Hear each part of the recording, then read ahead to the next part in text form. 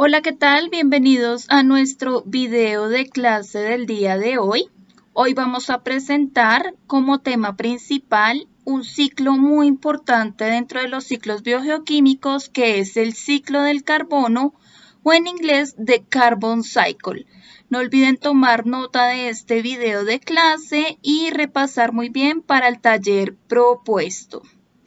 Iniciando entonces con las características acerca del ciclo del carbono, podemos mencionar que las principales definiciones que nos permiten comprender el ciclo del carbono es que este es un proceso por el cual la naturaleza o nuestro mismo planeta busca reciclar el carbono. Y es que el carbono, que en la tabla periódica lo podemos encontrar con la letra C mayúscula como su símbolo, es uno de los elementos más importantes para todo tipo de vida en nuestro planeta, pues ellos forman compuestos orgánicos y pues son muy aprovechados y utilizados por los diferentes seres vivos. Es importante tener en cuenta que dentro de nuestro planeta Tierra, la principal reserva de carbono se encuentra disponible en la atmósfera en forma de dióxido de carbono, cuya fórmula es CO2. En esta imagen vamos a presentar de manera general cómo se comporta el ciclo del carbono a lo largo de los diferentes procesos en la naturaleza. Lo primero que tenemos que resaltar es que la atmósfera es la principal fuente del carbono bajo la forma de dióxido de carbono, que se representa con la ecuación química CO2 o dióxido de carbono. Para iniciar el reciclaje de nutriente en nuestro planeta, es importante de nuevo, al igual que en el ciclo del agua, la acción de la luz solar, por medio de la cual se activan en los vegetales, plantas o también conocidos como organismos productores de la cadena alimenticia, el proceso conocido como fotosíntesis, que es la fabricación de su propio alimento a partir de la luz solar. Para que las plantas puedan fabricar su propio alimento o desarrollar el proceso de fotosíntesis, es indispensable que ellas tomen del ambiente durante el día el dióxido de carbono, el cual ellas liberan después de este proceso de fotosíntesis unas altas cantidades de oxígeno, muy aprovechable para la respiración de los demás seres vivos terrestres. Este es el primer acercamiento entonces que tiene el carbono con un ser vivo de nuestro planeta, a través de la toma del dióxido de carbono que hacen las plantas para fabricar su propio alimento. Sin embargo, el dióxido de carbono almacenado en las plantas y con los nutrientes que ellas poseen no quedan depositados únicamente en estos grandes vegetales, sino que a través de las cadenas alimenticias se van a distribuir a los demás consumidores. Que recordemos que tenemos consumidores primarios como los herbívoros, consumidores secundarios como los carnívoros, consumidores terciarios, carnívoros y omnívoros, y por supuesto los descomponedores. De tal manera que cuando nuestro consumidor primario o un herbívoro, como esta vaquita que podemos ver acá, se alimenta de parte de esta planta que ha almacenado dióxido de carbono por el proceso de fotosíntesis, podemos asumir que parte de este carbono almacenado por la planta ha pasado al animal herbívoro. A la vez que el animal herbívoro, gracias a los procesos de respiración, como en los demás animales terrestres, en donde tomamos oxígeno y liberamos dióxido de carbono, este gas lo va a hacer disponible para la atmósfera, pero también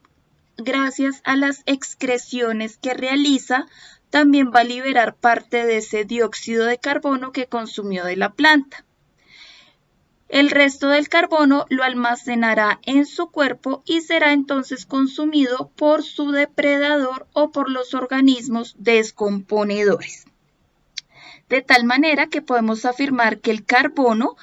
fluye desde los productores hacia lo largo de toda la cadena alimenticia de un ecosistema, pasando a herbívoros, a carnívoros, a omnívoros y finalmente cuando mueren los vegetales y los animales, estos serán devorados por los organismos descomponedores, quienes liberarán de nuevo esa energía que quedó en esos cuerpos de carbono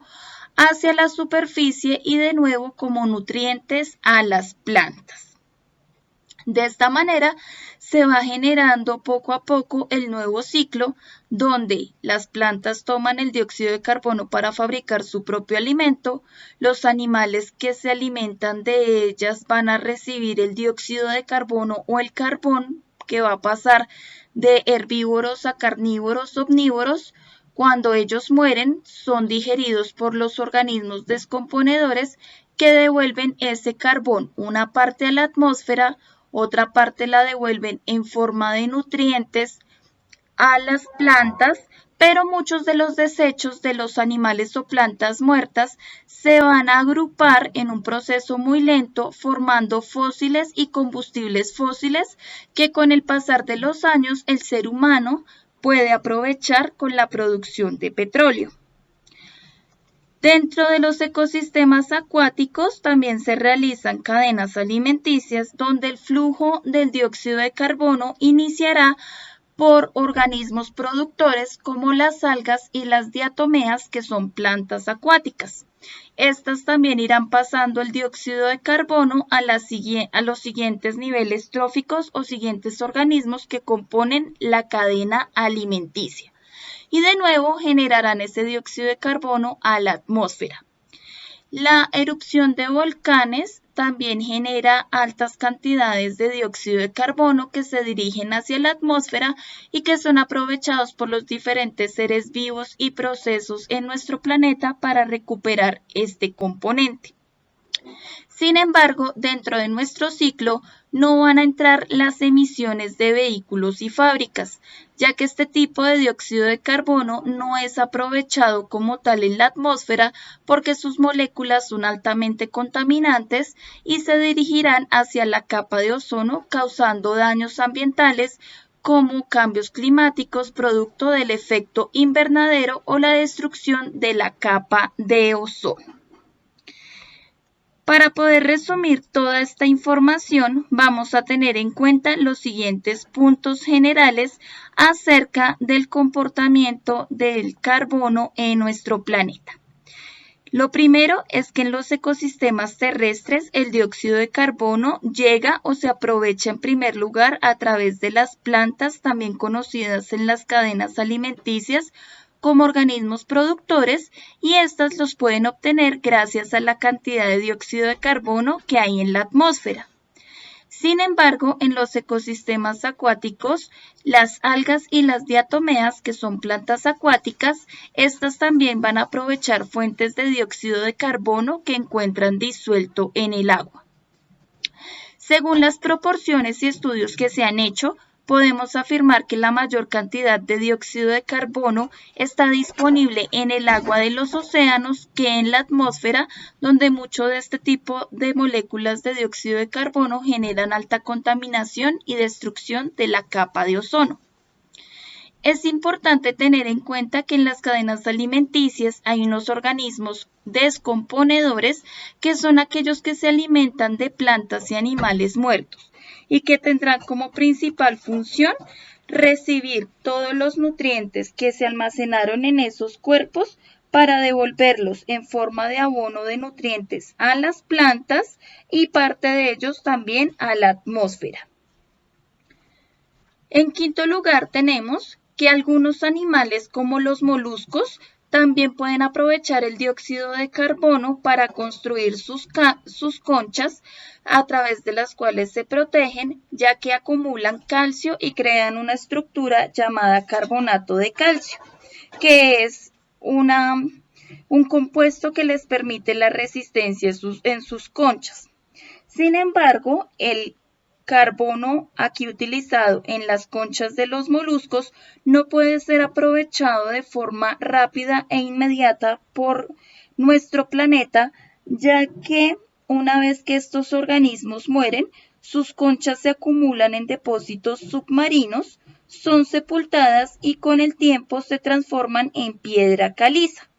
de tal manera que tienen que suceder muchos procesos geológicos para que la piedra caliza se disuelva poco a poco y ésta pueda liberar la cantidad de carbono disponible en su estructura para ser aprovechado de nuevo en nuestro planeta. Otro fenómeno que genera una larga duración del ciclo del carbono es la producción de combustibles fósiles. Los combustibles fósiles se forman a partir de los restos de plantas y animales antiguos y constituyen una tercera reserva importante de carbono. A lo largo de millones de años, las temperaturas y presiones elevadas transforman las moléculas orgánicas de los antiguos organismos, ya muertos, de estos depósitos, en la generación del petróleo. Y a su vez de otros derivados como el carbón de hulla o el gas natural. Es importante tener en cuenta que cuando nosotros quemamos combustibles fósiles para aprovechar esta energía almacenada, se libera cantidades de dióxido de carbono en la atmósfera y algunas actividades humanas como la tala y la quema de grandes bosques del planeta, donde hay bastante carbono almacenado, hace que este compuesto se presente en mayor cantidad en la atmósfera y genere una destrucción ambiental a la vez que genera pérdidas de este importante elemento para el aprovechamiento de los demás seres vivos. Por último, les recuerdo repasar muy bien este tema, repetir este video las veces que consideren necesarias y por supuesto realizar el taller propuesto en las fechas y horarios establecidos. No siendo más, que tengan un excelente día y gracias.